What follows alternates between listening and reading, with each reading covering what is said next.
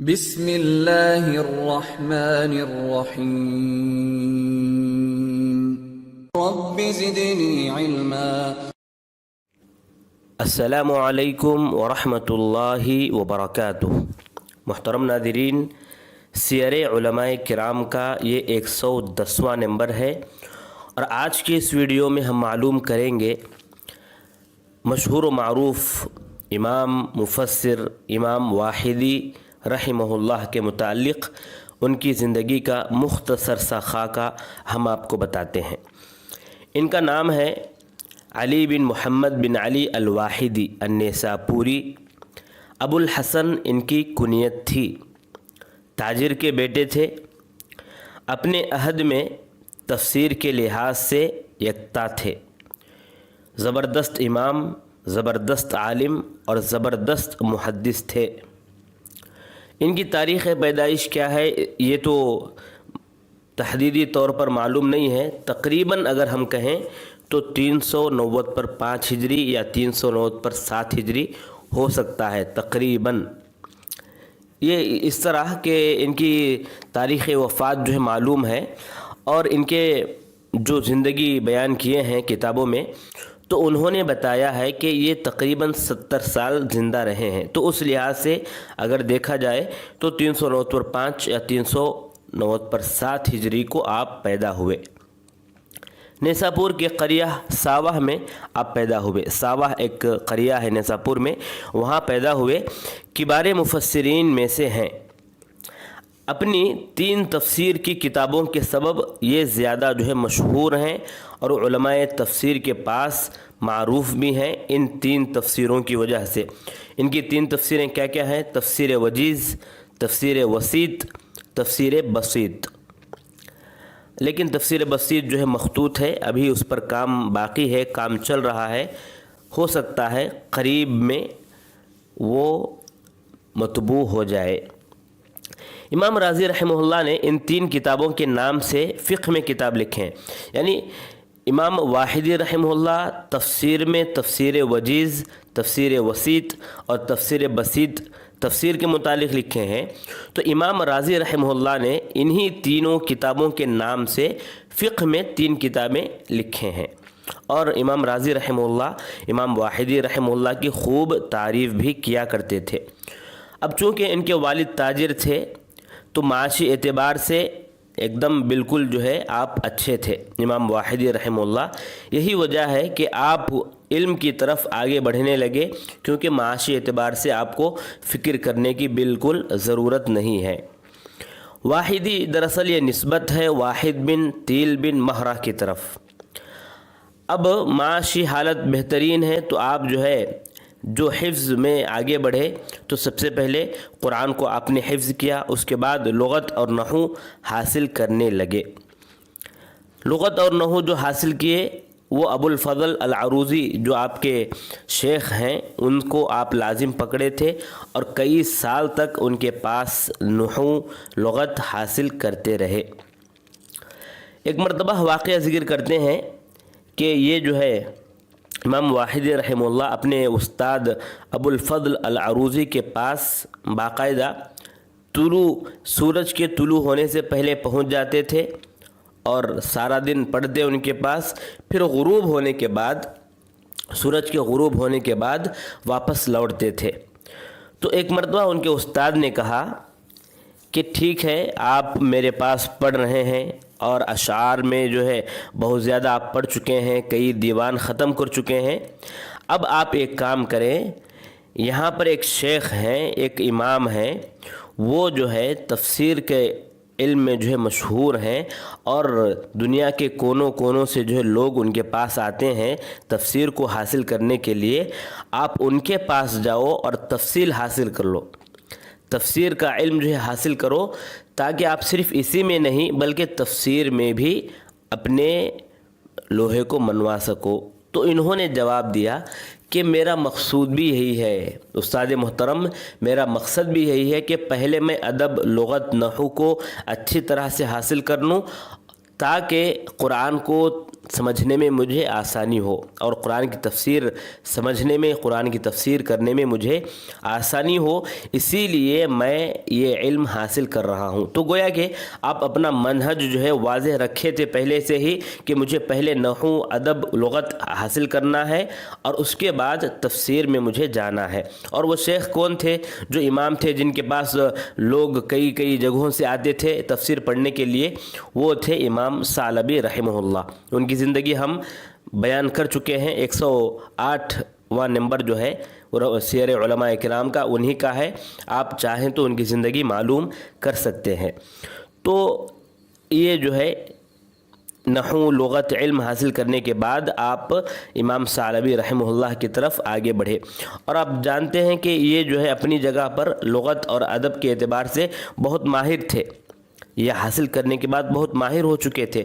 इसका अंदाज़ा आप इस बात से कर सकते हैं कि आप अपनी जो तफसीर है उसकी तफसीर में इस्तिशहाद बहुत लाते हैं, शेर से जो है बहुत ज़्यादा इस्तिशहाद करते हैं।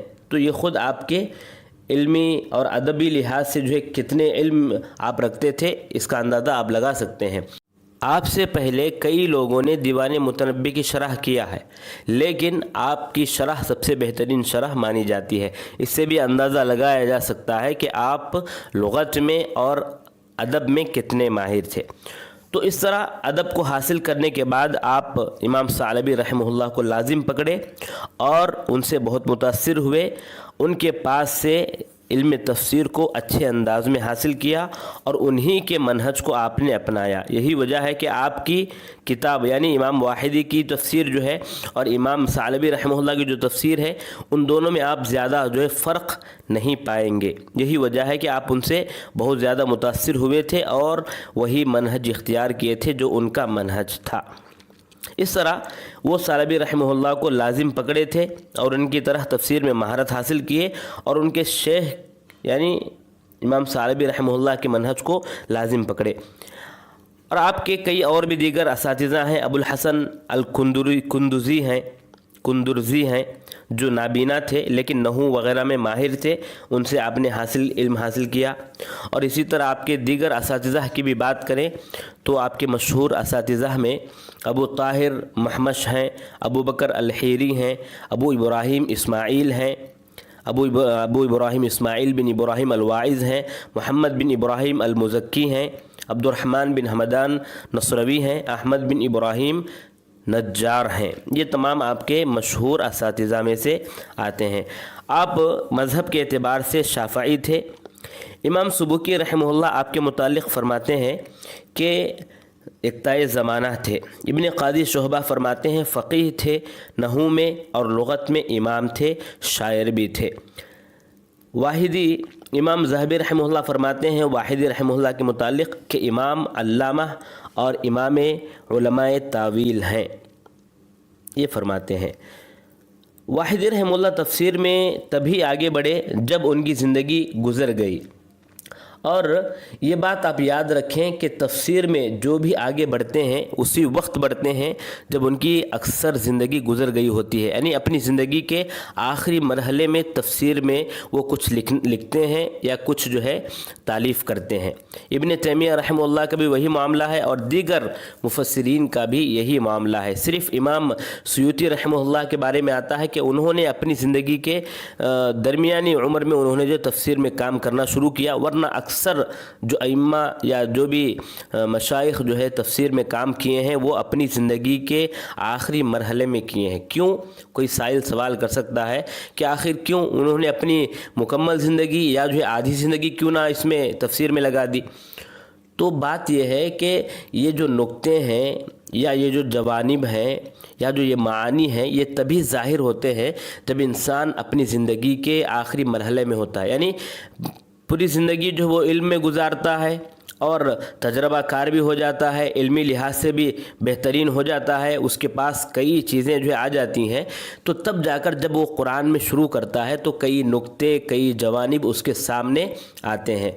तो यही असली बात है और यही बेहतरीन बात है कि आदमी अपनी आखिरी मरहले में, ज़िंदगी के आखिरी मरहले में ایک زندگی گزارنے کے بعد تفسیر میں جو ہے کام شروع کرے. اور آپ بھی فرماتے ہیں کہ امام واحدی رحمہ اللہ بھی فرماتے ہیں کہ میں بھی پہلے علم حاصل کیا, اچھی طرح حاصل کیا, اور اس کے بعد میں جو ہے تفسیر میں کام کرنا شروع کیا. ایک بات ہے امام واحدی رحمہ اللہ کے متعلق, وہ یہ ہے, مترجمین بیان کیے ہیں اور امام ذہبی رحمہ اللہ بھی بیان کیے ہیں کہ آپ قدیم علماء کے متعلق زبان درازی سے کام لیتے تھے, یعنی ان کے متعلق کچھ بھی بول دیتے تھے. حالانکہ اس کی ایک ہی مثال ہے, اور اس میں بھی لگتا ہے کہ آپ ہی صحیح ہیں. تو زبان درازی جو ہے نہیں کیے ہیں, بلکہ آپ جب یہ واقعہ سنیں گے تو آپ کو خود لگے گا کہ ہاں یہ بھی صحیح کہہ رہے ہیں. وہ واقعہ کیا ہے کہ آپ رحمہ اللہ حقائق التفسیر ایک تفسیر ہے, اس کو جو ہے آپ پڑھے, اور آپ سے پوچھا گیا کہ حقائق التفسیر کیسی تفسیر ہے جو ابو عبد الرحمن سلمی کی ہے. تو انہوں نے کہا کہ اگر ابو عبد الرحمن سلمی اپنے اس تفسیر کو تفسیر مانتے ہیں تو گویا کہ وہ کفر کیے ہیں. یعنی وہ ایسی باتیں ہیں اس میں, کیونکہ ابو عبد الرحمن سلمی جو ہے متصوف ہیں اور ان کی تفسیر میں تصوف جو ہے بھرپور ہے. تو امام واحدی جب اس کتاب کو, اس تفسیر کو پڑھے تو انہوں نے جو انصافی انداز میں کہا کہ یہ اس میں غلط باتیں ہیں, کفر تک پہنچانے والی باتیں ہیں, اور اگر یہ تفسیر ہے, وہ اپنے آپ کو یہ مانتے ہیں کہ یہ تفسیر ہے, تو گویا کہ انہوں نے کفر کیا, یہ جو ہے فرماتے ہیں. تو یہ زبان درازی نہیں ہے, بلکہ جو ان کو لگا وہ جو ہے بیان کیے ہیں. اور امام ذہبی رحمہ اللہ بھی خود فرماتے ہیں کہ وہ اس میں مأجور بھی ہیں. یعنی انہوں نے جو کہا کہ وہ گویا کہ وہ کفر کر دیے ہیں, کفر میں ہیں, تو وہ جو ہے اس میں غلط نہیں ہے, بلکہ وہ اپنی جگہ پر ان کا ایک اجتہاد ہے, اور وہ اپنی اجتہاد میں مأجور بھی ہیں. یہ امام ذہبی رحمہ اللہ فرماتے ہیں. تو ایک ہی مثال ہے جس میں زبان درازی کی بات ہے, ورنہ ہر ایک پر آپ زبان درازی نہیں کیے ہیں. آپ کی وفات جو ہے 468 ہجری یعنی 460 پر 8 ہجری کو آپ کی وفات ہوئی. انا للہ و انا الیہ راجعون. آپ کی کتابیں جو مشہور ہیں, اکثر کتابیں آپ کی جو ہیں مفقود ہیں یا جو ہے مخطوط ہیں. جو مشہور کتابیں ہیں وہ آپ کی 3 مشہور تفسیریں. تفسیر بسیط جو وسیع کتاب ہے, سب سے پہلے آپ جو ہے یہی لکھے تھے تفسیر بسیط, لیکن لوگوں نے کہا کہ بہت لمبی کتاب ہو گئی ہے, اتنی لمبی کتاب کون پڑھے گا, تو اس کو جو ہے آپ مختصر کر کے 2 جلدوں میں جو ہے لکھے ہیں. اس کو 2 جلدوں میں آج ہمارے سامنے موجود ہے, تفسیر وجیز کے نام سے. اگر اس کو جو ہے ملا کے بنا دیا جائے تو ایک جلد میں آ سکتی ہے وہ تفسیر وجیز.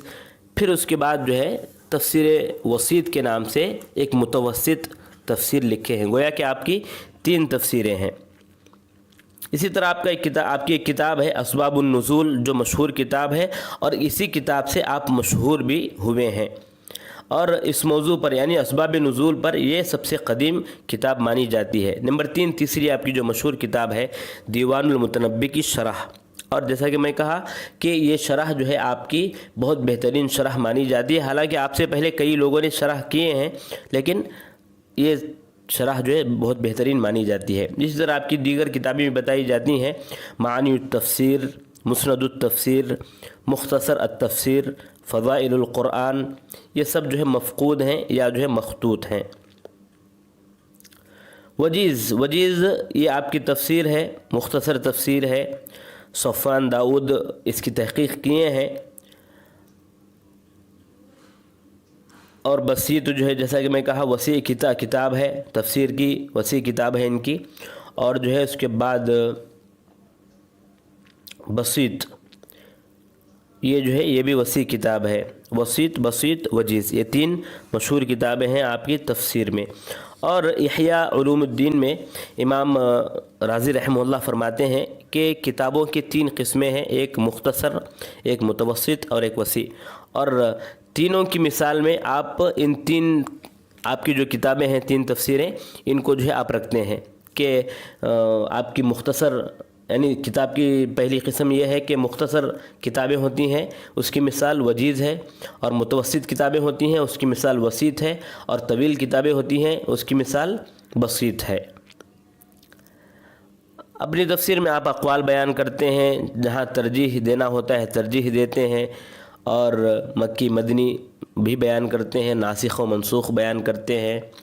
اس طرح جس طرح جو مفسرین اپنی تفسیر کو شامل کرتے ہیں جن باتوں سے، ان تمام باتوں کو آپ بھی شامل کیے ہیں۔ یہ مختصر باتیں ہیں امام واحدی رحمہ اللہ کے متعلق، تاکہ ان کی زندگی کیا ہے اور وہ کیسے شخصیت ہیں، وہ کیسی شخصیت ہیں، اور ان کا جو علمی ملکہ کیا تھا، ان کی کتابیں کیا ہیں، ان کے اساتذہ کیا ہیں، یہ ایک مختصر انداز میں ہمارے ذہن میں خاکہ رکھنے کے لیے یہ چند باتیں ہیں۔